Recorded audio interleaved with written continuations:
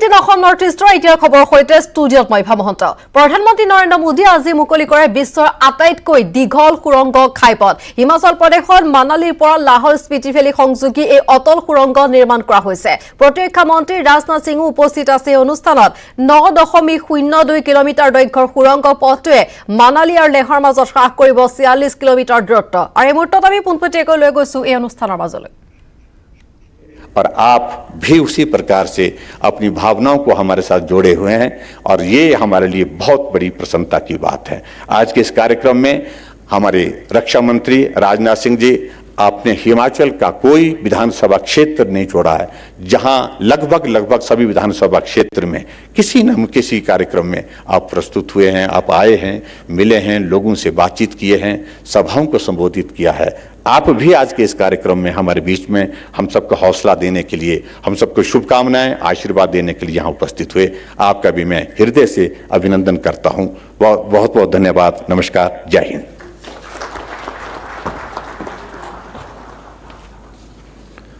लेह लद्दाख को देश के बाकी हिस्सों से वर्ष भर जोड़े रखने में हमने एक और कदम आगे बढ़ाया है।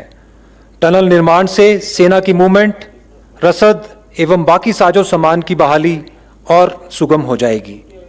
अब मैं माननीय रक्षा मंत्री श्री राजनाथ सिंह जी से अनुरोध करूंगा कि वे सभा को संबोधित करें।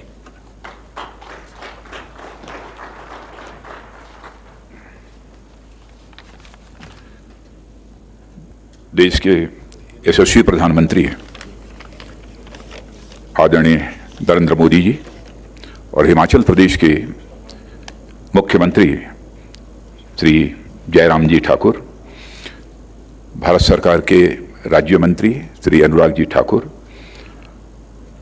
और यहाँ के सांसद श्री रामस्वरूप जी शर्मा और हिमाचल सरकार के सभी सम्मानित मंत्रीगण, chief of defence staff general Bipin Rawat, army chief general Manoj Mukund Naravane, defence secretary Shri Ajay Kumar, northern और सदर्न कमांड के आर्मी कमांडर्स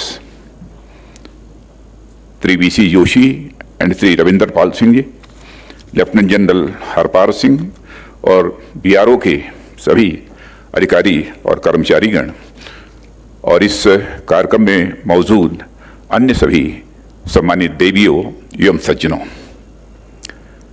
सबसे पहले तो मैं इस कार्यक्रम में मैं अपने देश के यशस्वी प्रधानमंत्री आदरणीय नरेंद्र मोदी जी का हार्दिक अभिनंदन करता हूं। और अभिनंदन इसलिए भी करना चाहता हूं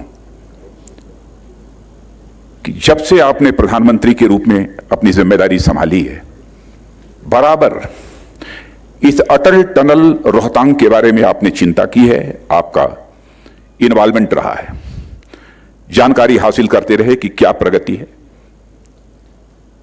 और आपने इसकी विशेष चिंता की कि समय से यह टनल पूरा हो जाए। तो आपके इस इन्वॉल्वमेंट के लिए प्रधानमंत्री जी मैं आपके प्रति आभार व्यक्त करना चाहता हूं। और हमारे बॉर्डर रोड ऑर्गेनाइजेशन के अधिकारियों ने, अन्य कर्मियों ने और उनके साथ जो अन्य एजेंसीज काम कर रही थी, उन्होंने जितनी तत्परता के साथ काम किया है और बॉर्डर रोड ऑर्गेनाइजेशन और उन एजेंसियों के काम करने वाले लोग सचमुच काम करते समय जिंदगी और मौत का वह खेल खेलते हैं, जिंदगी हथेली पर लेकर वह काम करते हैं। और सबसे बड़ा काम बॉर्डर रोड ऑर्गेनाइजेशन ने किया है कि सामान्यतः हमने देखा होगा कोई प्रोजेक्ट होता है, कुछ समय के बाद उसकी प्रोजेक्ट कास्ट बढ़ जाती है, लेकिन जो प्रोजेक्ट कास्ट पहले से निर्धारित थी उसी प्रोजेक्ट कास्ट के अंतर्गत ही बॉर्डर रोड ऑर्गेनाइजेशन ने इस काम को पूरा किया है। इसलिए बॉर्डर रोड ऑर्गेनाइजेशन को इसके लिए मैं अपनी तरफ से हार्दिक बधाई देता हूं। सामरिक दृष्टि से इस टनल का क्या महत्व है मुझे बतलाने की जरूरत नहीं है, सभी को इस बात की जानकारी है, स्वाभाविक है। सीमा पर तैनात हमारे सेना के जवानों के लिए राशन, वेपन और अदर लॉजिस्टिक्स और साथ ही साथ डिप्लॉयमेंट करने में भी हमको काफी आसानी होगी। और यह बिल्कुल दो देशों की सीमा पर यह टनल बना हुआ है।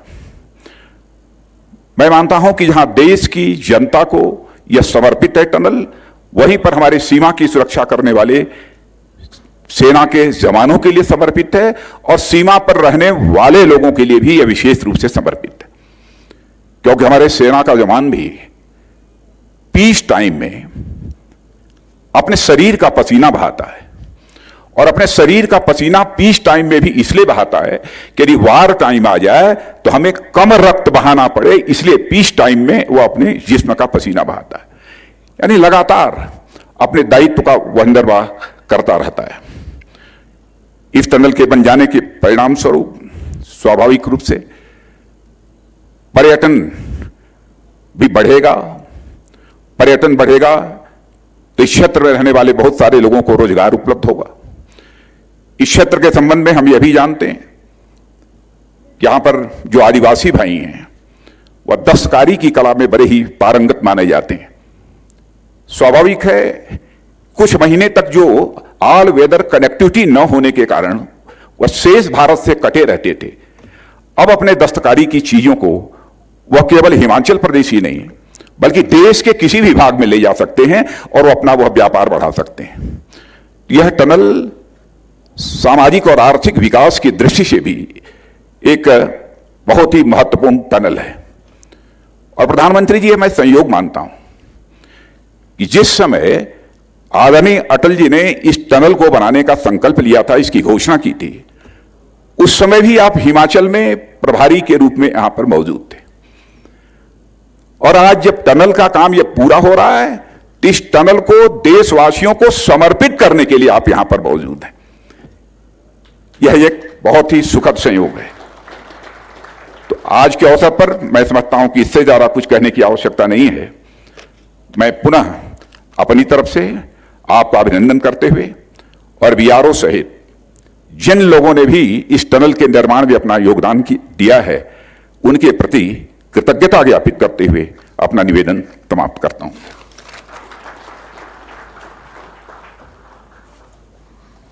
बीआरओ के लिए आज गर्व की बात है कि हम उस ऐतिहासिक घड़ी का हिस्सा बन चुके हैं कि जब बहुप्रतीक्षित अटल टनल रोहतांग का उद्घाटन माननीय प्रधानमंत्री जी के कर कमलों द्वारा संपन्न हुआ है। अब मैं माननीय प्रधानमंत्री जी से अनुग्रह करता हूं कि वह अपने अनुभवों और विचारों से हमारा मार्गदर्शन करें।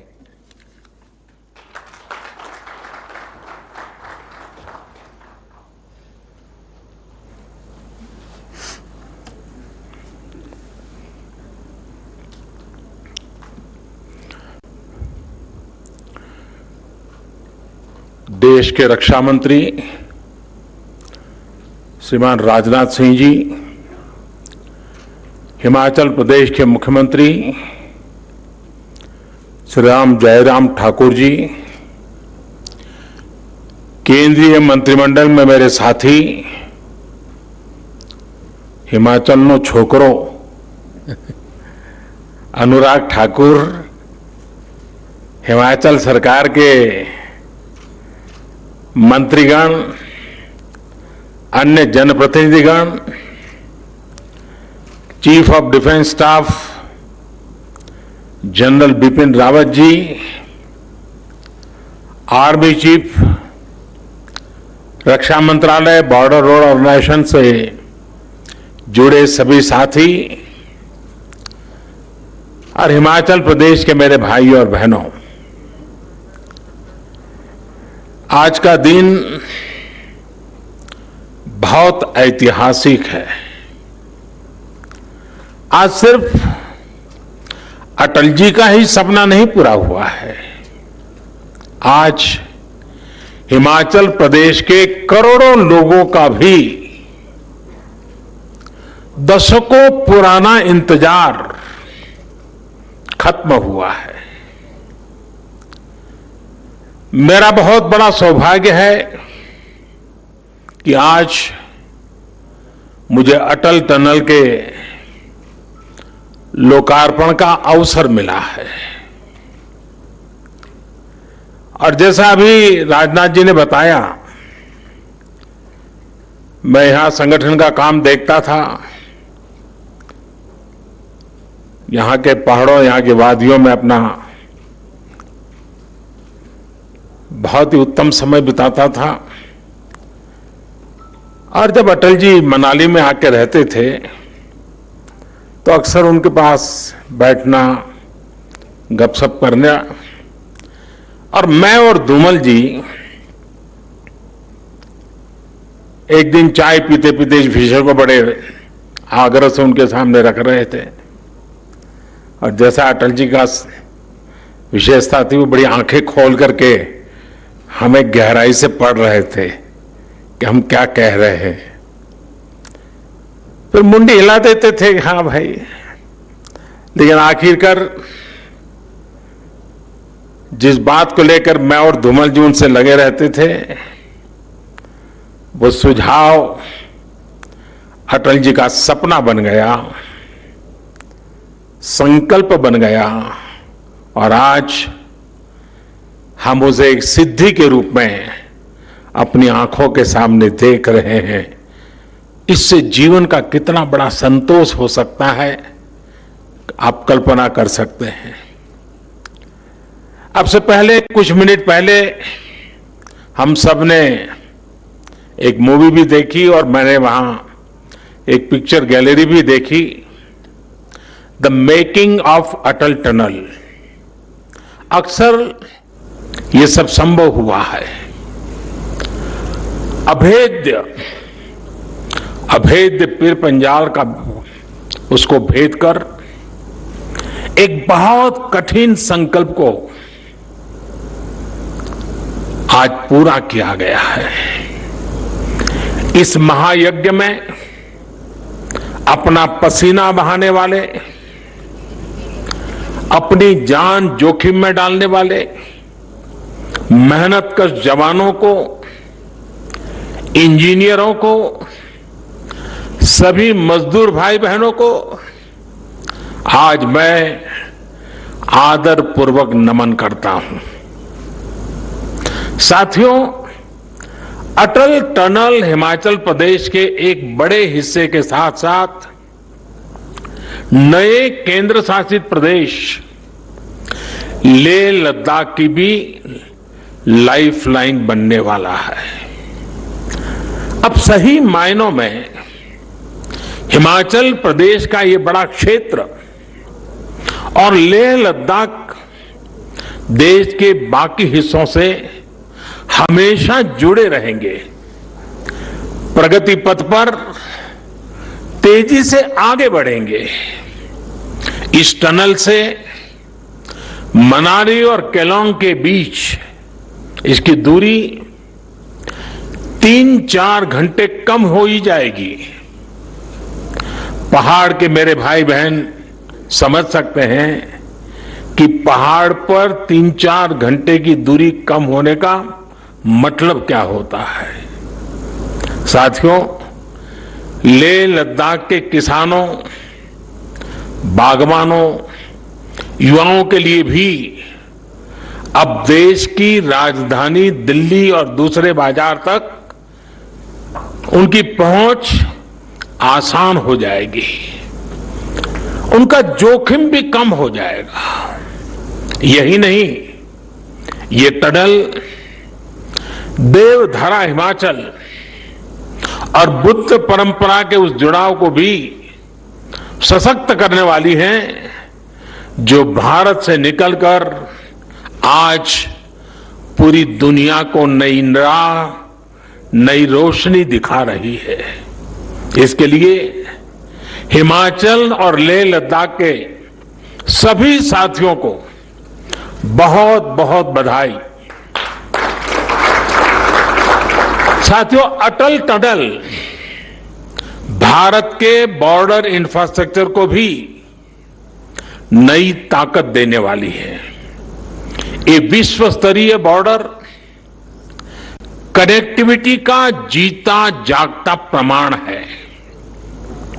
हिमालय का ये हिस्सा हो, पश्चिम भारत में रेगिस्तान का विस्तार हो, या फिर दक्षिण और पूर्वी भारत का तटीय इलाका, ये देश की सुरक्षा और समृद्धि दोनों के बहुत बड़े संसाधन है।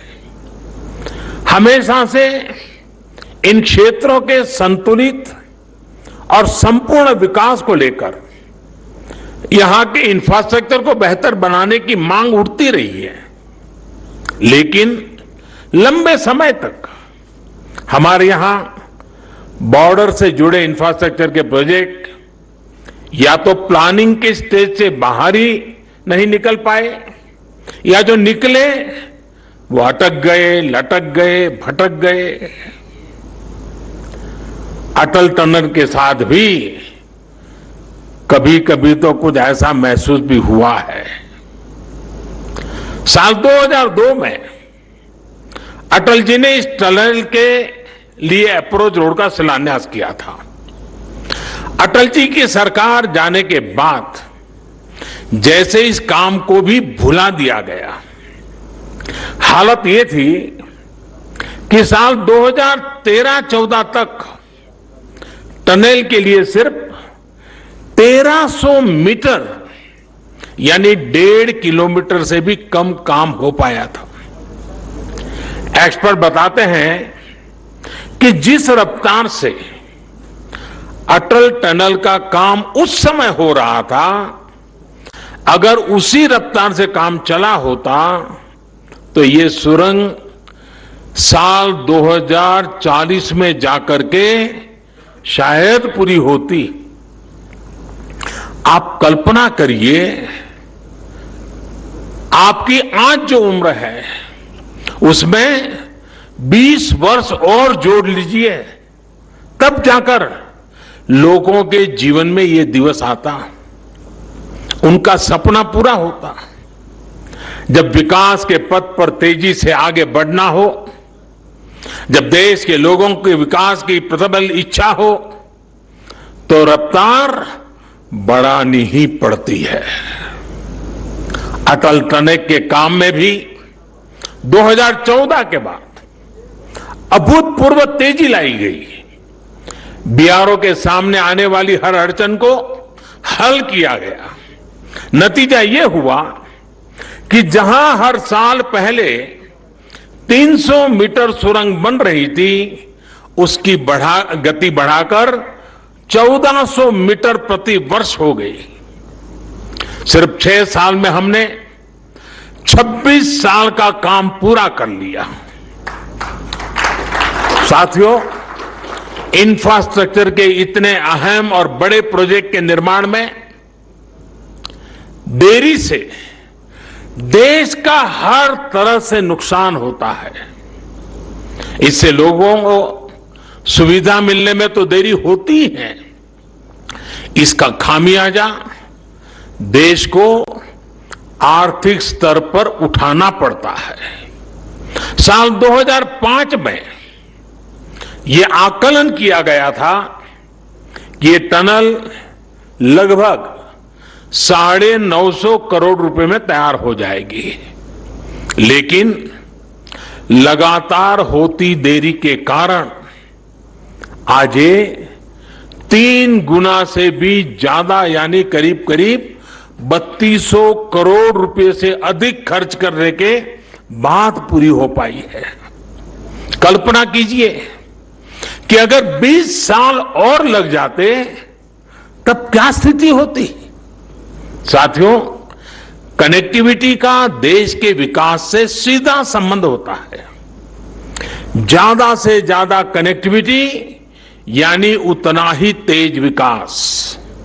खासकर बॉर्डर एरिया में तो कनेक्टिविटी सीधे सीधे देश की रक्षा जरूरतों से जुड़ी होती है, लेकिन इसे लेकर जिस तरह की गंभीरता थी और उसकी गंभीरता की आवश्यकता थी, जिस तरह की राजनीतिक इच्छा शक्ति की जरूरत थी, दुर्भाग्य से वैसी नहीं दिखाई गई। अटल टनल की तरह ही अनेक महत्वपूर्ण प्रोजेक्ट्स के साथ ऐसा ही व्यवहार किया गया। लद्दाख में दौलत बेग ओल्डी के रूप में सामरिक रूप से बहुत महत्वपूर्ण एयर स्ट्रिप 40-50 साल तक बंद रही। क्या मजबूरी थी, क्या दबाव था, मैं इसके विस्तार में जाना नहीं चाहता। इसके बारे में बहुत कुछ कहा जा चुका है, बहुत कुछ लिखा जा चुका है, लेकिन सच्चाई यही है कि दौलत बेग ओल्डी की एयर स्ट्रिप वायुसेना ने अपने इरादों की वजह से शुरू हो पाई, उसमें राजनीतिक इच्छा शक्ति कहीं नजर नहीं आई। साथियों, मैं ऐसे दर्जनों प्रोजेक्ट गिना सकता हूं जो सामरिक दृष्टि से और सुविधा की दृष्टि से भले ही कितने भी महत्वपूर्ण रहे हो, लेकिन बरसों तक नजरअंदाज किए गए। मुझे याद है, मैं करीब 2 साल पहले अटल जी के जन्मदिन के अवसर पर असम में था। वहां पर भारत के सबसे लंबे रेल रोड बीच बोगीबील पुल को देश को समर्पित करने का अवसर मुझे मिला था। ये पुल आज नॉर्थ ईस्ट और अरुणाचल प्रदेश से कनेक्टिविटी का बहुत बड़ा माध्यम है। बोगीबील ब्रिज पर भी अटल जी की सरकार के समय ही काम शुरू हुआ था, लेकिन उनकी सरकार जाने के बाद फिर इस पुल का काम सुस्त हो गया। साल 2014 के बाद ही इस काम ने भी गति पकड़ी और 4 साल के भीतर भीतर इस पुल का काम पूरा कर लिया गया। अटल जी के साथ ही एक और पुल का नाम जुड़ा है, कोसी महासेतु का। बिहार में मिथिलांचल के 2 हिस्सों को जोड़ने वाले कोसी महासेतु का शिलान्यास अटल जी ने ही किया था, लेकिन इसका काम भी उलझा रहा, अटका रहा।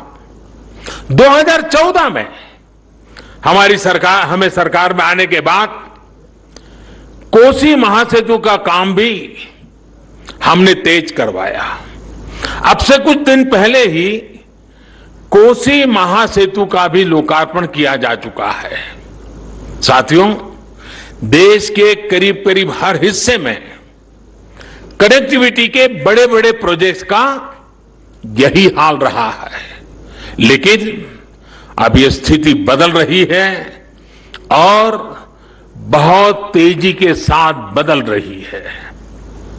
बीते 6 वर्षों में इस दिशा में अभूतपूर्व प्रयास किया गया है। विशेष रूप से बॉर्डर इंफ्रास्ट्रक्चर के विकास के लिए पूरी ताकत लगा दी गई है। हिमालय क्षेत्र में, चाहे वो हिमाचल हो, जम्मू कश्मीर हो, करगिल लेह लद्दाख हो, उत्तराखंड हो, सिक्किम हो, अरुणाचल प्रदेश हो, दर्जनों प्रोजेक्ट पूरे किए जा चुके हैं और अनेकों प्रोजेक्ट पर तेजी से काम चल रहा है। सड़क बनाने का काम हो, पुल बनाने का काम हो, सुरंग बनाने का काम हो, इतने बड़े स्तर पर देश में इन क्षेत्रों में पहले कभी काम नहीं हुआ। इसका बहुत बड़ा लाभ सामान्य जनों के साथ ही हमारे फौजी भाई बहनों को भी हो रहा है। सर्दी के मौसम में उन तक रसद पहुंचाना हो, उनकी रक्षा से जुड़े साजो सामान हो, वो आसानी से पेट्रोलिंग कर सकें, इसके लिए सड़कों का जाल बिछाया जा रहा है। साथियों, देश की रक्षा जरूरतों, देश की रक्षा करने वालों की जरूरतों का ध्यान रखना, उनके हितों का ध्यान रखना हमारी सरकार की सर्वोच्च प्राथमिकता में से एक है। हिमाचल प्रदेश के हमारे भाइयों बहनों को आज भी याद है कि 1 रैंक 1 पेंशन को लेकर पहले की सरकारों का क्या बर्ताव था। 4 दशकों तक हमारे पूर्व फौजी भाइयों को অসম নৰ্থ ইষ্টৰ দৰ্শকক আমি পোনপটীয়াকৈ দেখুৱালো আজি মুকলি কৰা বিশ্বৰ আটাইতকৈ দীঘল সুৰংগ ঘাইপথৰ কাৰ্যসূচীৰ পোনপটীয়া সম্প্ৰচাৰ আৰু হিমাচল প্ৰদেশত